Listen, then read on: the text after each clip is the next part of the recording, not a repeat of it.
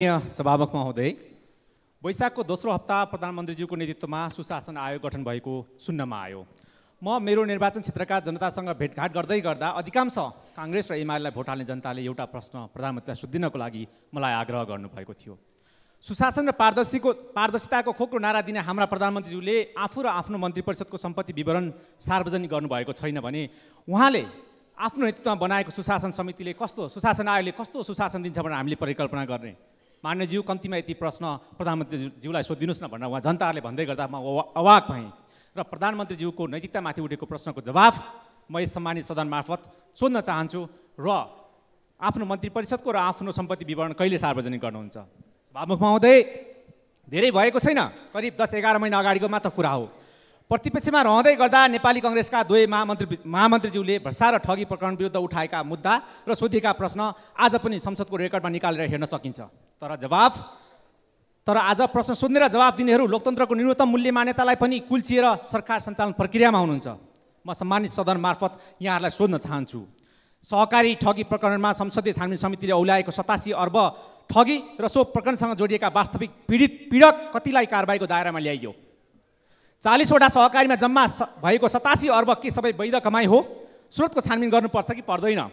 पीडित जनताले खाई नखाई बचत गरेको आफ्नो जीवनभरिको कमाई मात्र होइन, तपाईँहरूले नै भन्ने गरेको सडक छेउमा मकै पोल्ने र साग बेच्ने जनताले गरेको बचतमध्ये कति पैसा फिर्ता गर्नुभयो अहिलेसम्म? सभामुख महोदय, म सोध्न चाहन्छु फेरि, तपाईँहरूकै पार्टीका उपसभापति विरुद्ध परेको मितेरी सहकारीको 14 करोड ठगी उजुरीको कारबाही प्रक्रिया कहाँ पुग्यो? कि ठुला दलका नेतालाई कारबाही गर्नु हुँदैन भन्ने छ? उनलाई पनि पक्रिएर अनुसन्धान गर्ने हैसियत राख्न सक्नुहुन्छ कि राजनीतिक प्रतिशोध मात्र सान्ने उद्देश्य हो यहाँहरूको? AP1 टेलिभिजनमा आज पनि जीबी राईको लगानी कायम रहेको तथ्य अदालतको उसको सम्पत्ति रोका गरेको विवरणबाट प्रमाणित हुन्छ। के छानबिनको दायरामा गोर्खा मिडिया मात्र हुन्छ कि सरकार ढल्छ भन्ने डरले त्यो छानबिन अगाडि बढाउन नसकेको हो? तपाईँहरूकै पार्टीले गृह मन्त्रालय सम्हालेको आज 10 महिना बित्दै गर्दा जीबी राई कहिले पक्रा पर्छन् र नेपालमा ल्याइन्छ? जनताले प्रश्न सोध्ने गरेका छन् तपाईँहरूलाई। सञ्चार माध्यममा सुन्नमा आएको छ 16 अर्ब 50 करोड मध्ये 7 अर्ब मात्र जीबी राईले आफूले लिएको र तिर्छु भनेको सुन्यो। बाँकी 9 अर्ब 50 करोडको भागीदार को हुन् भन्ने तथ्यको अनुसन्धान हुँदा सबै उदाङ्गो हुने डरले गाँजेको कारण जीबी राईलाई पक्राउ नगरेका हुन् यिनीहरूले भनेर जनता त हल्ला गर्दैछन् नि। के साँच्चै त्यस्तै हो? राष्ट्रिय स्वतन्त्र पार्टीले केवल प्रश्न मात्र उठाएको छैन, सहकारी पीडितलाई बचत फिर्ता गराउन र यो क्षेत्रलाई नियमन गर्न लिखित सुझाव नै सरकारलाई अघिल्लो वर्ष नै पेश गरेको छ। यो ठगी प्रकरणसँग जोडिएका वास्तविक पीडकलाई न्यायको कठघरामा उभ्याउने र ठगी प्रकरणका सबै भागीदारबाट असुल उपर गराउने अनि पीडितलाई क्षतिपूर्ति सहित बचत फिर्ता गराउन तत्काल सुरु गर्न चेतावनी सहित सरकारलाई ध्यानाकर्षण गराउँदै म अर्को विषयमा प्रवेश गर्न चाहन्छु। सभामुख महोदय, यतिखेर आगामी वर्षको आर्थिक विधेयक र बजेट निर्माणको चटारो सुरु भएको छ। संसदको उद्योग वाणिज्य उपभोक्ता हित तथा श्रम समितिबाट विशेष आर्थिक क्षेत्र, भन्सार नाका, औद्योगिक क्षेत्र, उद्योग व्यवसायीसँग अन्तर्क्रिया तथा श्रमिक र श्रमिकको अवस्था, वातावरण र सामाजिक उत्तरदायित्वमा उद्योग सञ्चालनले पारेको प्रभाव अध्ययन अवलोकन भ्रमण गर्दै बारा, वर्षा, कलैया क्षेत्र तथा भैरवा क्षेत्रहरूमा मात्र होइन, कावासोतीको हङ्सी सिमेन्ट उद्योग, धोबादी फलामखानी क्षेत्रसम्म पुगेर त्यहाँका सम्बन्धित पक्षहरूसँग संवाद गरेका थियौँ। 17 खर्ब 42 अर्बको वैदेशिक व्यापारमा निर्यातको हिस्सा जम्मा 1.5 खर्ब मात्र रहेको आजको यथार्थ हो र यो देशको अर्थतन्त्र आयातमा निर्भर भएको तथ्यलाई लुकाएर लुक्दैन।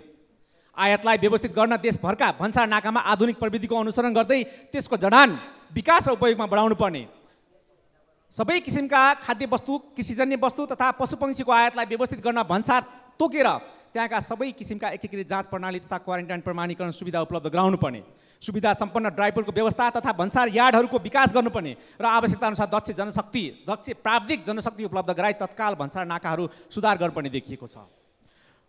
वस्तु तथा सेवाको उत्पादन बढाएर आयातलाई प्रतिस्थापन गर्नु र वस्तु तथा सेवाको निकासी बढाएर व्यापार घाटा न्यूनीकरण गर्नु आजको मुख्य आवश्यकता भएको तथ्यलाई व्यवहारमा उतार्न सके मात्र देशभित्र रोजगारी सिर्जना गर्दै युवा पुस्तालाई अवसर उपलब्ध गराउन सकिन्छ र अर्थतन्त्रमा सुधार गर्न सकिन्छ।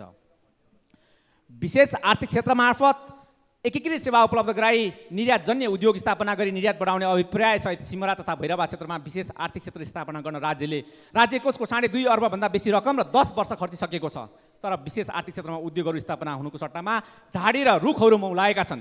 राज्यको गलत नीति व्यतिथिपूर्ण व्यवहार, पूर्वाधार निर्माणमा भएको अनियमितता, राज्यले भाडा उठाएर खाने नियत, आवश्यक पूर्वाधार र रोड कनेक्टिभिटी जस्ता आधारभूत कुरामा पनि सुधार गर्न नसकेका कारण उद्योग स्थापना हुन सकेका छैनन्। अब राज्यले कति पनि ढिला नगरी आवश्यक पूर्वाधार निर्माण, सेवा सुविधाको उपलब्धता, बाटोको एक्सेसिबिलिटीमा सुधार गर्दै भाडा दरमा सहुलियत दिएर विशेष आर्थिक क्षेत्रलाई प्रभावकारी रूपमा उद्योग सञ्चालन गर्ने सबै व्यवसायीहरूको माग रहेको छ।